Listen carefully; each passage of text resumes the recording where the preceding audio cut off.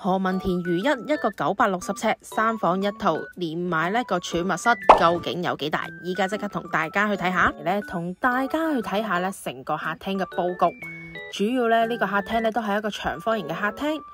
再同大家呢睇下出邊嘅景觀。出邊景觀呢仲可以望到海景啊！如果呢度放大梳化，前邊呢放電視機，咁其實呢都唔會近視啊，因為有一段嘅距離。我哋再嚟睇下呢房間嘅佈局。房間呢冇過多嘅窗台，都好使好用噶。景觀呢都同廳一致啊，都可以望到海景噶。再嚟同大家呢去睇下客廁部分啦。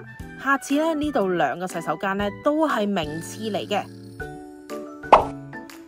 睇下第二間房，第二間房呢同啱啱嗰間房呢差唔多大。何文田如一呢係港鐵同埋華懋呢聯手合作嘅，咁分咗3期嘅部分，一共呢提供咗844伙啊。咁我哋再睇埋呢主人房部分啦。主人房部分呢3邊落床冇難度啊，仲可以擺多個衣櫃同梳妝台。呢度呢係採用雙露台設計啊，所以呢主人房呢都有個工作平台。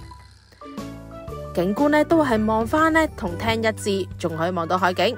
咁同大家呢睇埋呢主人房嘅套廁啊，咁呢可以有浴缸同企缸選擇。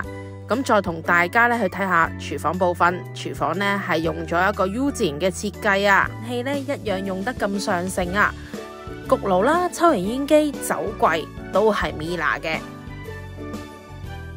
咁雪櫃呢同洗衣機呢就係西門子。咁廚房裏邊呢，仲有個工人嘅套房，裏邊呢仲有冷氣機噶。屋苑呢有專屬嘅電梯，可以直達呢一個何文田地鐵站。如果呢大家對如一呢有興趣，或者呢想查詢更多，歡迎大家呢 WhatsApp 或者呢 WeChat 我都可以啊。唔記得關注我嘅頻道，仲有呢留言點讚，多謝大家。